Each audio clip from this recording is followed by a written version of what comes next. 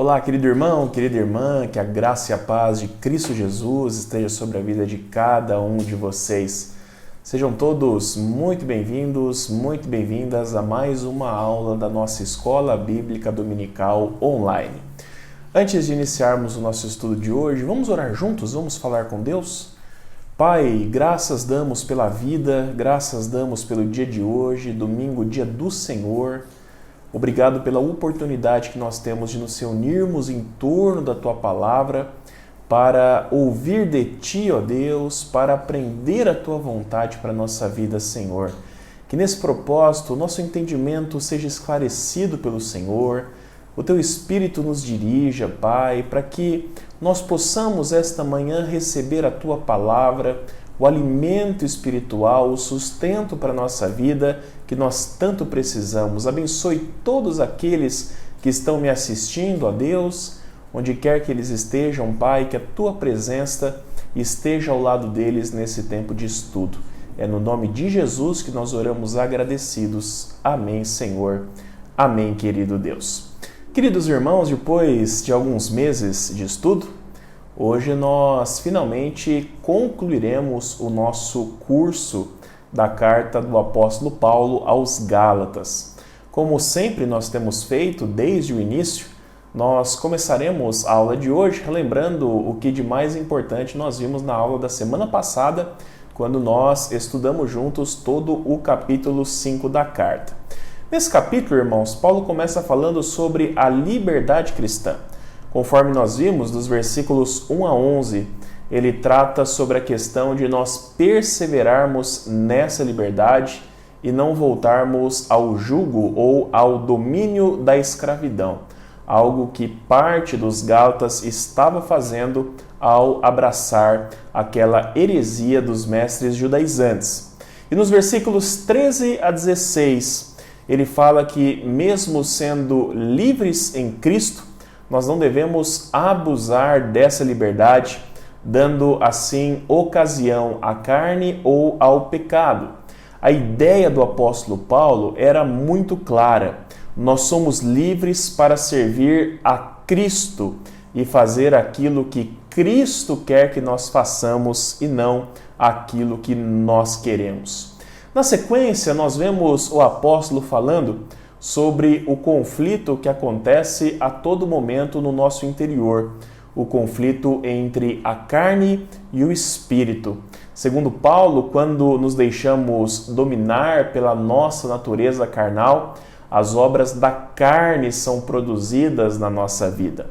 Essas obras encontradas nos versículos 19 a 21 do capítulo 5, elas podem ser divididas em algumas categorias. Existem as obras da carne na categoria sexual, na categoria da religião, na categoria dos relacionamentos e também na categoria dos abusos de substâncias. Por outro lado, irmãos, Paulo vai dizer nesse mesmo capítulo 5 que quando nós vivemos no Espírito, um fruto com diversas qualidades é produzido no nosso interior. Qualidades que certamente farão toda a diferença, serão fundamentais para toda a nossa vida de modo geral, mas de forma especial para nós vencermos ou evitarmos as obras da carne. No final do capítulo, Paulo lembra aos Gálatas que aqueles que são de Cristo crucificaram a carne com as suas paixões e desejos e, portanto, devem viver e andar no Espírito e não na prática constante do pecado. Foi isso que nós vimos de mais importante na nossa última aula, no estudo do capítulo 5. Hoje, meus irmãos, nós teremos a nossa aula 14, a última aula do curso, como nós falamos, e o tema que eu dei a ela foi orientações práticas e conselhos finais. E o nosso desafio de hoje, assim como na semana passada, é estudar todo o capítulo 6, o último da carta.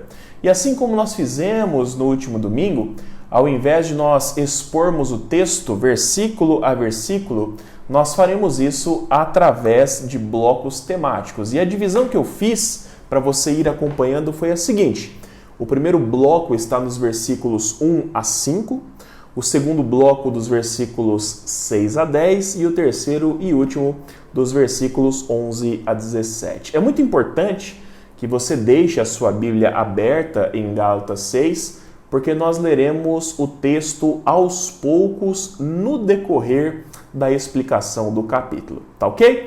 Vamos então ao nosso primeiro bloco, vamos fazer a leitura de Gálatas 6, do verso 1 ao verso 5, texto da palavra de Deus que nos diz o seguinte: Irmãos, se alguém for surpreendido em alguma falta, vocês que são espirituais, restaurem essa pessoa com espírito de brandura, e que cada um tenha cuidado para que não seja também tentado. Levem as cargas uns dos outros, e assim estarão cumprindo a lei de Cristo. Porque se alguém julga ser alguma coisa, não sendo nada, engana a si mesmo. Mas que cada um examine o seu próprio modo de agir, e então terá motivo de gloriar-se unicamente em si e não em outro, porque cada um levará o seu próprio fardo. Durante a carta, especialmente nos capítulos 4 e 5, Paulo nos dá alguns indícios de que havia chegado ao seu conhecimento de que as igrejas da Galácia estavam enfrentando dificuldades na área dos relacionamentos, especialmente nos relacionamentos entre irmãos na fé. E o início desse capítulo 6, meus irmãos, deixa essa possibilidade ainda mais forte, pois depois de terminar de falar sobre as obras da carne, o fruto do Espírito e a importância deles andarem no Espírito, Paulo, no capítulo 6, pelo menos no início, ele dá algumas orientações práticas sobre como eles deveriam viver no que diz respeito aos relacionamentos pessoais dentro do corpo de Cristo. No versículo 1, Paulo fala sobre a maneira que um irmão que for surpreendido na prática de algum pecado deve ser tratado. Nesses casos, segundo Paulo, é necessário que aqueles que são espirituais, ou seja, aqueles que andam no Espírito e perseveram numa vida de santidade diante do Senhor, tenham espírito de brandura para lidar com aquele que foi surpreendido em pecado.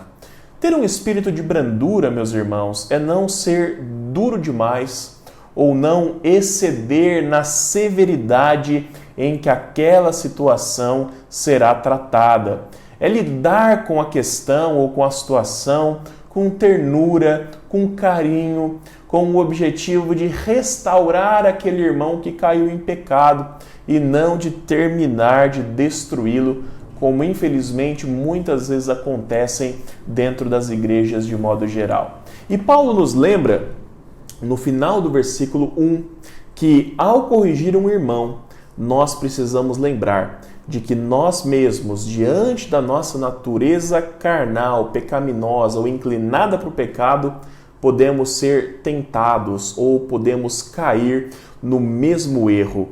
O fato, irmãos, é que existe uma diferença muito grande em exercermos a nossa justiça própria na vida de pessoas surpreendidas no pecado, condenando-as e castigando-as, muitas vezes para exaltar a nossa santidade própria, o que era uma prática farisaica e profundamente condenada por Jesus. E por outro lado, nós temos a opção de corrigir o irmão que caiu em pecado com amor, com temor e com desejo de restauração da vida de alguém que infelizmente por algum motivo acabou enveredando para a prática do pecado. E esta é a vontade do Senhor para a vida daqueles que são espirituais no tratamento desses irmãos que infelizmente acabam caindo no erro ou no engano nas suas vidas. E o que Paulo fala nos versículos 2 a 5 vem justamente nesse sentido. São orientações, meus irmãos, para não nos julgarmos melhor do que ninguém e não nos gloriarmos em comparação da nossa vida com a vida de outras pessoas. No verso 2, Paulo vai dizer que nós devemos levar as cargas uns dos outros para dessa forma cumprirmos a lei de Cristo, a lei que nos diz que nós devemos amar o nosso próximo como a nós mesmos. E no verso 3, Paulo fala que se alguém julga ser alguma coisa, não sendo nada, essa pessoa engana a si mesma. Em outras palavras, para você que se acha o tal, para você que se acha o cara, cuidado porque você pode estar se enganando e pensando sobre você, pensando sobre a sua vida, aquilo que você não é.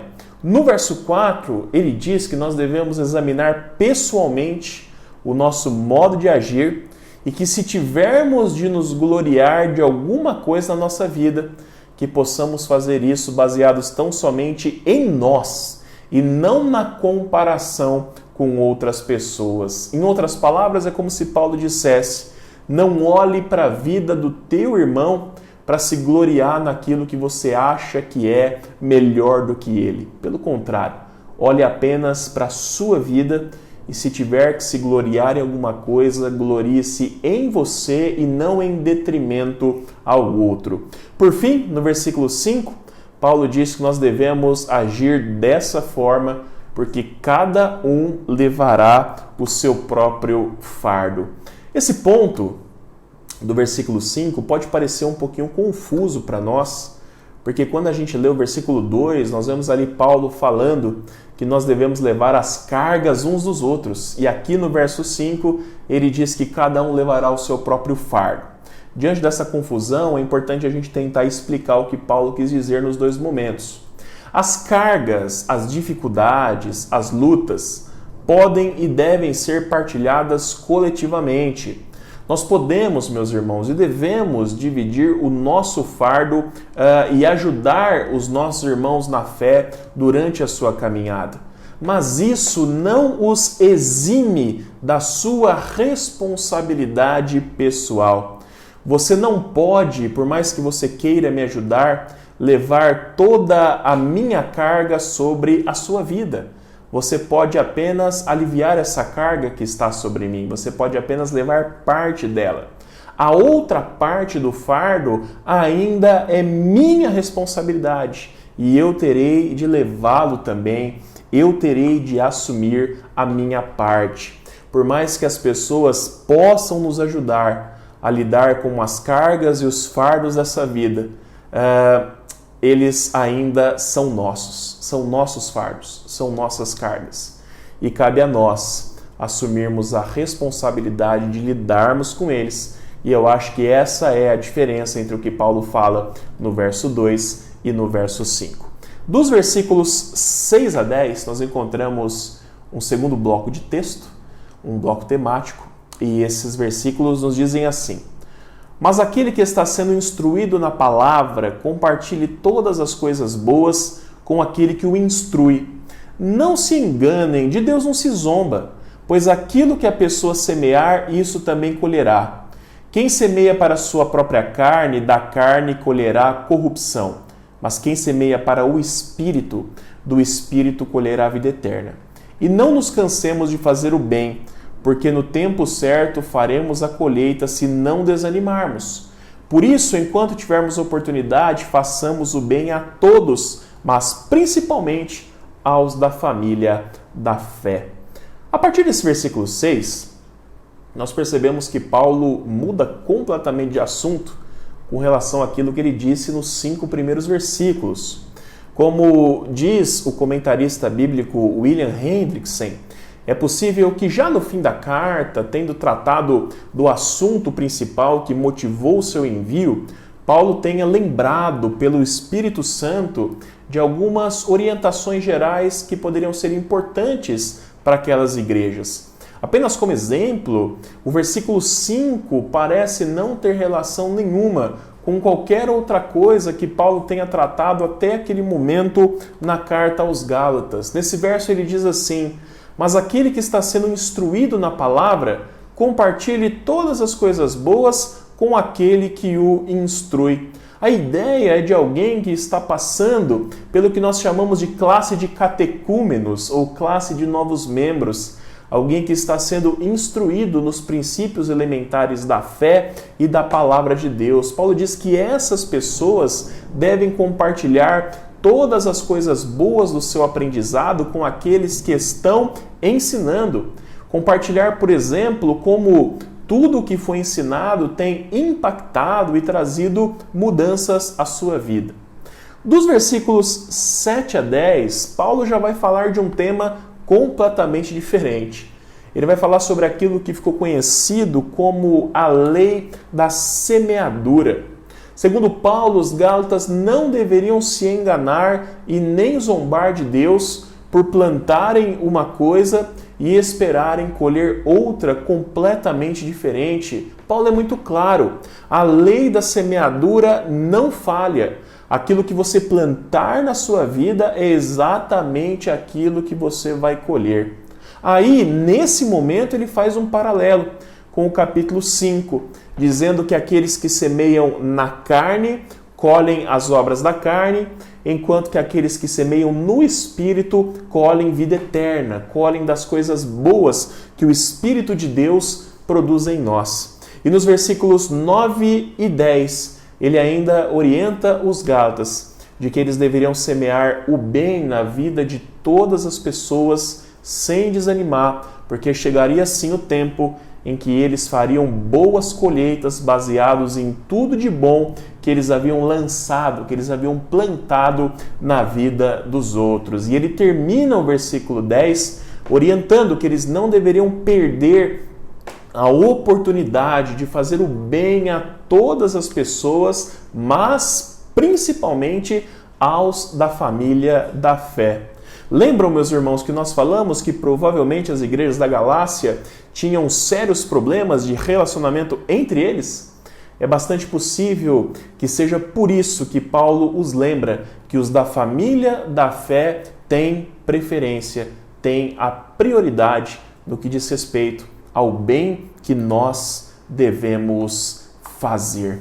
Aqui é importantíssimo nós lembrarmos que Paulo não exclui aqueles que não pertencem à igreja, aqueles que não pertencem à família da fé. Ele é muito claro no versículo 10 de que nós devemos fazer o bem a todos.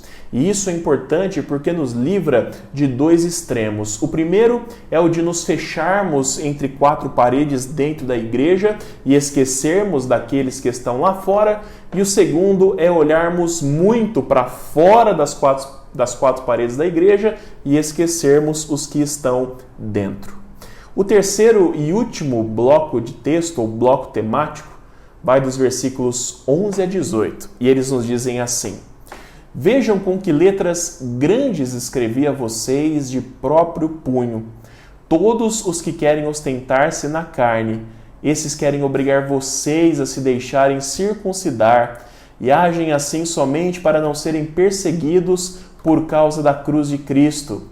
Pois nem mesmo os que deixam circuncidar guardam a lei, mas querem apenas que vocês se submetam à circuncisão para que eles possam se gloriar na carne de vocês. Mas longe de mim gloriar-me, senão na cruz de nosso Senhor Jesus Cristo, pela qual o mundo está crucificado para mim e eu estou crucificado para o mundo. Pois nem a circuncisão é coisa alguma, nem a incircuncisão, mas o ser nova criatura. E a todos os que andaram em conformidade com essa regra, paz e misericórdia sejam sobre eles e sobre o Israel de Deus. Quanto ao mais, ninguém me moleste, porque eu trago no corpo as marcas de Jesus. A graça de nosso Senhor Jesus Cristo esteja com o espírito de vocês, irmãos. Amém.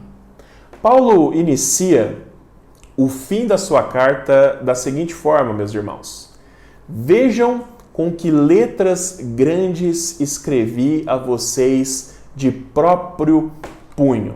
Nós encontramos isso no versículo 11. Vejam com que letras grandes escrevi a vocês de próprio punho. Há algumas possibilidades do porquê Paulo ter escrito isso. Mas é consenso entre a maioria dos comentaristas bíblicos que essas palavras servem para dar credibilidade e um peso maior a tudo aquilo que foi dito. Na maioria das cartas que Paulo escreveu, é provável que algum dos seus companheiros de ministério tenha sido o seu escriba, ou seja, Paulo citava e os escribas escreviam em rolo as cartas. Mas o assunto da carta que ele escreveu aos Gálatas era tão importante, ao mesmo tempo tão urgente, que Paulo faz questão de registrar que aquela carta foi escrita pelo seu próprio punho e em letras grandes, em letras garrafais, para que ficasse muito claro tudo aquilo que ele queria dizer. Na sequência dos versículos 12 a 17, Paulo retoma na conclusão da carta o assunto central de toda a epístola, que é o combate à heresia dos mestres judaizantes, que colocava a obediência à lei como uma exigência para a salvação, enfraquecendo dessa forma a graça de Deus e a obra da cruz, e também negando a justificação exclusivamente por meio da fé.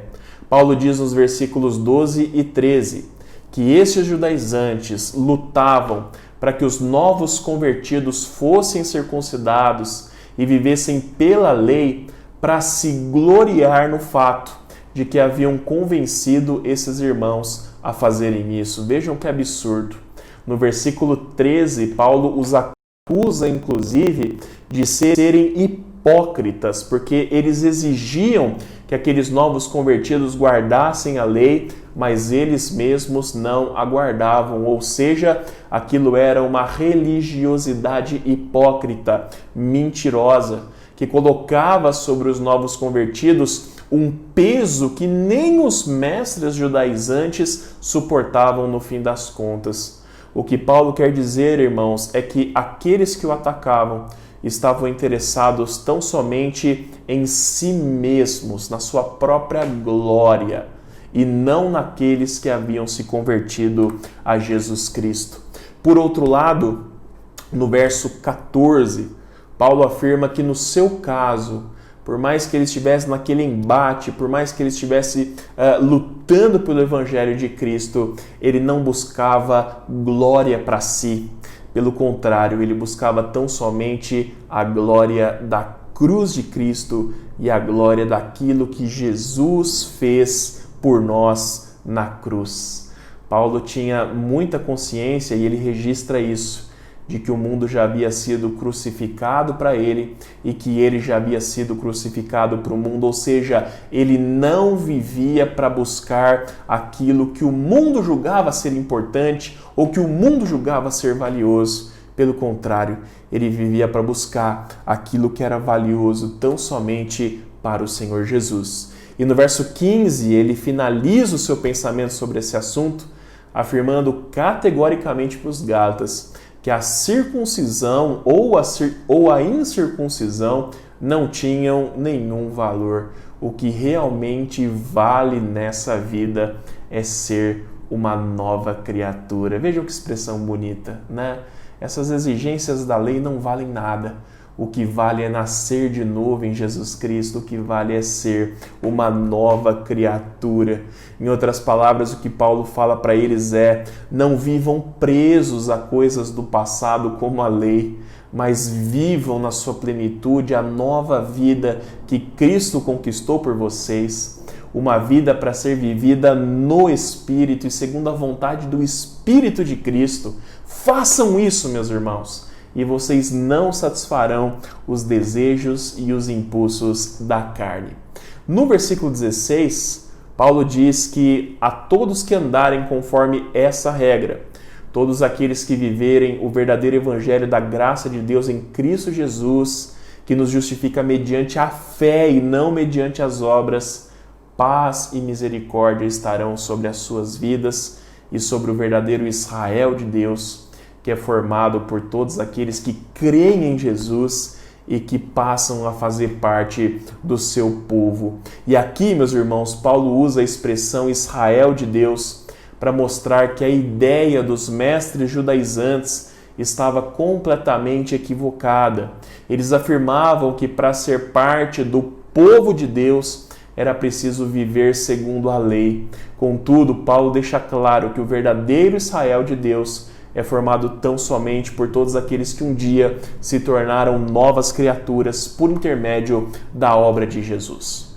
No versículo 17, Paulo pede que os Gálatas o respeitem. E Paulo pede isso, segundo ele, porque ele trazia no seu próprio corpo as cicatrizes ou as marcas de tudo aquilo que ele já havia sofrido por causa do nome de Jesus. Esse pedido, irmãos, ele vem de encontro àquilo que nós vimos nos primeiros estudos dessa carta. Paulo estava sendo duramente atacado pelos mestres judaizantes que tentavam dessa forma enfraquecer a sua autoridade apostólica diante das igrejas. Justamente por isso ele pede que aqueles irmãos parassem com os ataques, pois trazia em seu próprio corpo as suas credenciais apostólicas que lhe davam autoridade para pregar e para defender o verdadeiro evangelho de Jesus Cristo. Por fim, no versículo 18, nós encontramos uma tradicional despedida paulina, onde o apóstolo os abençoa dizendo: a graça de nosso Senhor Jesus Cristo esteja com o espírito de vocês, irmãos. Amém. Amém? Com muita alegria, então, nós concluímos toda a exposição da carta aos Gálatas nesse momento. Meus irmãos, diante de tudo que nós estudamos hoje, que nós possamos ter uma postura diferente no relacionamento com os nossos irmãos na fé, sendo para eles um ponto de apoio e de ajuda sempre que eles precisarem, sem julgamentos excessivos com relação aos seus erros ou seus pecados, pois nós também somos falhos e podemos pecar da mesma forma que eles. Que nós não esqueçamos da lei da semeadura que nunca falha. Aquilo que nós semearmos, nós iremos colher. Diante disso, que nós possamos semear sempre no Espírito, para colher tudo aquilo de bom que o Espírito pode frutificar em nós, e que possamos semear sempre o bem na vida de todos aqueles que estão à nossa volta, que fazem parte da nossa vida, e especialmente na vida da nossa família da fé, da nossa igreja, e que nós possamos viver a nossa liberdade em Cristo, não olhando para trás, não voltando à prática do pecado, mas perseverando na nova vida que o Senhor Jesus nos deu um dia. Cristo nos salvou, meus irmãos, não por algo que nós tenhamos feito, mas através daquilo que Ele fez por nós na cruz. A nós basta crer nisto, a nós basta ter fé, e esta salvação inundará a nossa vida e nos transformará por completo. É isso que Paulo queria que os Gálatas entendessem, e é isso que ao final desse curso eu espero que vocês tenham entendido. Amém? Nós queremos agradecer a sua participação durante esses últimos meses e nós esperamos que esse estudo tenha sido abençoador para a sua vida espiritual e também para o seu conhecimento na palavra do Senhor. Quero me despedir nessa última aula utilizando as palavras do próprio apóstolo Paulo no versículo 18. A graça do nosso Senhor Jesus esteja com o espírito de vocês, irmãos. Amém. Tchau a todos, até a próxima, se Deus assim o permitir.